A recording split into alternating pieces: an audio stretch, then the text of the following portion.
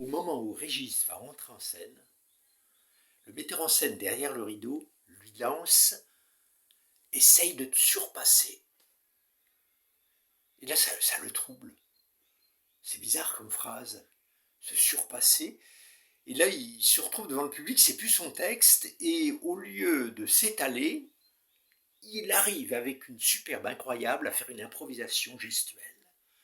Et il retombe sur ses pattes et le texte lui arrive, et ça fait un départ étonnant de la pièce, le public rit, et les comédiens et les comédiennes autour se détendent. Et il y a une ambiance formidable. Toute la pièce se déroule de manière légère, et le succès est formidable. Les gens applaudissent, et Régis est vraiment content, et les comédiens aussi. Et quand ils sortent de scène, le metteur en scène, lui, il fait la tête. Il dit que c'est inadmissible, la mise en scène n'a pas été respectée, que c'est une honte, que c'est quand même lui le chef. Régis essaye de lui expliquer que c'est important, c'est le public, il faut que l'acteur se donne un peu de liberté. Non, non, le metteur en scène n'est pas d'accord du tout. Il dit que la mise en scène et le texte doivent être respectés au centimètre. Et à partir de ce moment-là, la pièce aura beaucoup de succès, mais il y aura toujours une mésentente entre eux. Le metteur en scène est un peu un tyran, et il veut montrer que c'est lui, le chef. Un jour, au sommet du succès, le metteur en scène réunit la troupe et il dit à Régis, moi je commence à en avoir marre. Le succès, écoute bien, est une chose éphémère. Et moi je vais te demander d'arrêter là et de t'en aller. Et là Régis tombe de haut parce qu'il ne s'attendait pas du tout à ça. La pièce marchait bien, il était bien dedans, et il a l'impression que le sol se dérobe sous ses pas. Mais il a quand même sa fierté, alors il s'en va. Oh, il ne va pas être dans le désarroi très longtemps, parce que quelque temps après, il rencontre un chorégraphe qui lui dit je t'ai vu dans la pièce, c'est magnifique ce que tu fais quand tu rentres en faisant une improvisation, tu devrais faire de la danse. Et Régis lui dit non, je ne suis pas du tout danseur. J'écris des textes, et puis je les dis. Tiens, ça m'intéresse, dit le chorégraphe. Et petit à petit, le chorégraphe l'intègre à sa troupe de danseurs. Et bientôt, Régis se retrouve au milieu de danseurs et de danseuses sur scène en disant ses propres textes.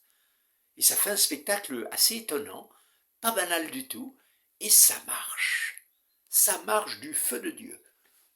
Ah, la Régis est bien, il est vraiment heureux. Et ça marche tellement qu'il ne peut pas assurer toutes les dates. Alors il décide de prendre un acteur ou une actrice en doublon. Ils font passer une audition, et il y a une jeune comédienne qui est vraiment... Régis voit qu'elle a une sensibilité, puis un talent, il a envie que ce soit elle. Il en parle au chorégraphe, le chorégraphe est d'accord. Et la fille commence. Régis lui explique un petit peu, lui donne quelques conseils sur les textes, et puis il lui laisse sa liberté. Et la fille est étonnante, et le succès redouble. Et Régis, il est heureux, parce que maintenant, il a un peu le statut d'un auteur. Alors que tout marche.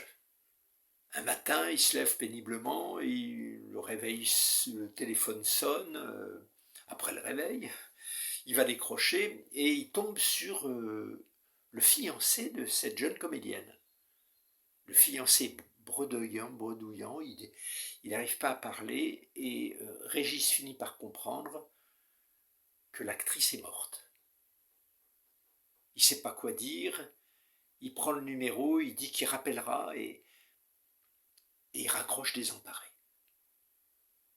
Il appelle le chorégraphe qui lui confirme que la jeune fille s'est suicidée. Elle s'est jetée par la fenêtre.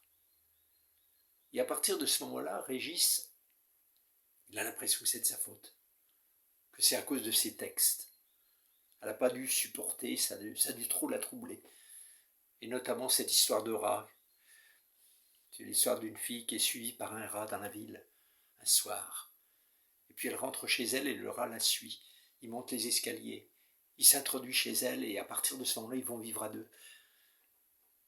Régis se dit que ça a dû lui foutre un rat dans la tête, comme on dit.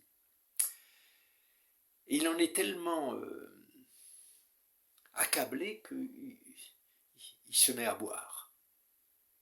Il ne veut plus jouer, le spectacle s'arrête, et il se met à boire, et il sombre. Il sombre dans la désespérance. On lui conseille d'aller voir une psy, et la psy lui remonte les bretelles. Elle lui dit, écoutez, vous n'êtes pas le nombril du monde. Tout ne tourne pas autour de vous. On se suicide souvent pour plusieurs choses, pas pour une seule. Cessez de penser que tout tourne autour de votre astre. Et elle lui raconte une histoire. Elle lui dit, écoutez bien, c'est une histoire zen. C'est un homme qui avait une jument magnifique. Et c'était la prunelle de ses yeux. Il en était heureux. Et les voisins, un peu jaloux, venaient le voir et disaient à l'homme, vous avez de la chance d'avoir une si belle jument, hein? Mais l'homme répondait, non, je ne sais pas si c'est de la chance ou pas de chance, c'est comme ça. Les gens étaient un peu agacés. Or, quelque temps plus tard, l'homme avait laissé la balustrade ouverte, le portail, et la jument est partie. Alors les voisins sont venus voir l'homme et lui ont dit, c'est malheureux, hein? Maintenant, t'as plus de jument, elle est partie. Oh, il a dit, je ne sais pas si c'est du malheur ou pas. C'est comme ça, la vie. Les voisins se demandaient s'il n'était pas un peu bizarre. Et puis, quelque temps plus tard, la jument est revenue. Elle était grosse. Oui, elle attendait un poulain. Et maintenant, quand elle a accouché, notre homme avait deux chevaux dans sa prairie. Alors les voisins sont venus en disant, quelle chance tu as, hein? Tu n'avais plus rien, maintenant tu as 2 chevaux. Oh, il a dit, je ne sais pas si c'est de la chance ou pas de chance. Les gens rageaient. Et puis, le garçon de ce fils avait 16-17 ans, il a voulu essayer le jeune poulain qui avait grandi et qui était très nerveux et très vif. Sauf que le poulain l'a renversé et le jeune homme s'est cassé une jambe. Les voisins sont venus, ils ont dit, quelle malchance ton fils quand même, sa jambe cassée. Oh, il a dit, je ne sais pas, vous savez, c'est la vie. Les gens de plus en plus enragés. Or, bientôt, la guerre a été déclarée dans toute la contrée. Et on est venu réquisitionner tous les jeunes gens valides du pays, à l'exception du fils de cet homme dont la jambe était cassée. Et l'histoire ne dit pas si les voisins sont venus demander si c'était de la chance ou pas de chance. Régis, il a remonté la pente. Et puis il a décidé de rappeler ce jeune homme, le fiancé de cette jeune actrice qui s'était suicidée.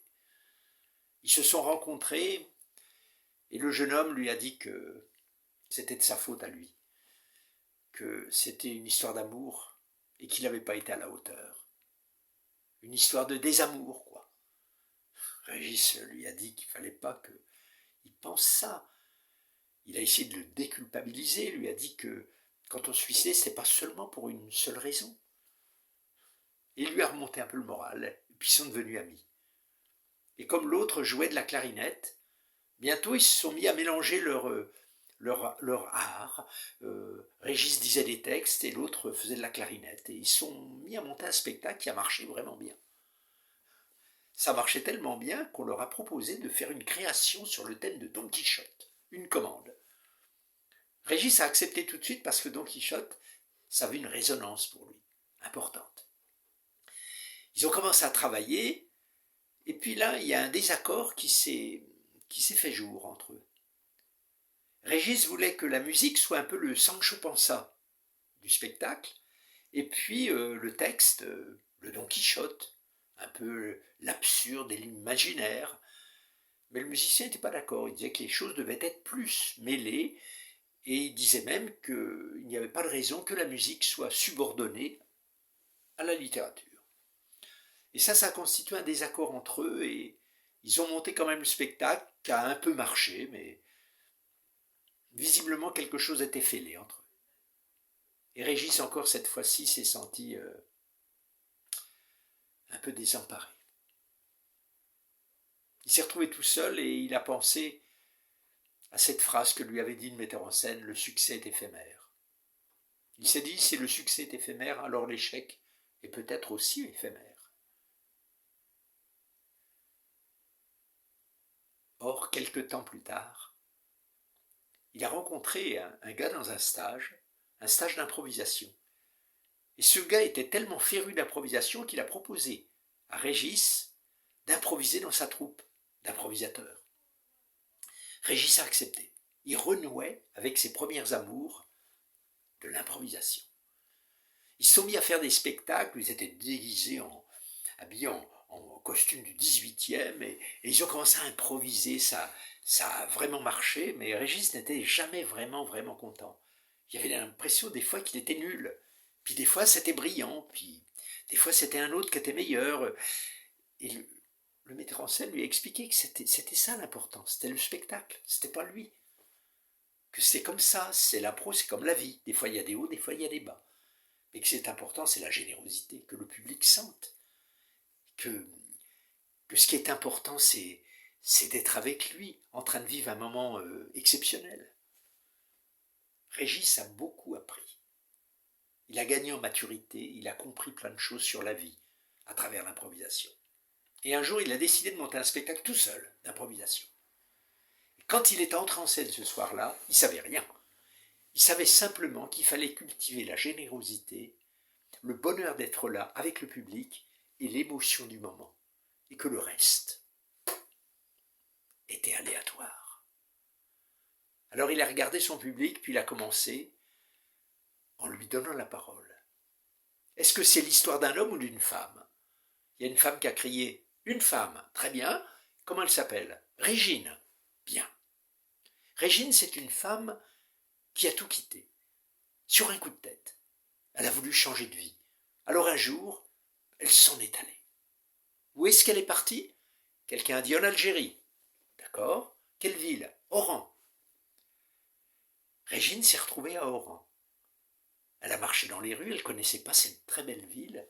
Elle s'est promenée un peu au hasard, puis elle est passée devant une ancienne prison. C'était la prison où avait été enfermé Cervantes, l'auteur de Don Quichotte. Elle a pensé à ses parents. Alors maintenant, est-ce qu'elle contourne la prison par la droite et elle rencontre un homme qui ressemble à son père? Ou est-ce qu'elle contourne la prison par la gauche et elle rencontre une femme qui ressemble à sa mère? À vous de choisir. Et juste à ce moment-là, dans ce silence où tout est possible, Régis, il a senti qu'il était pleinement heureux. Heureux, comme à la croisée des chemins de la vie.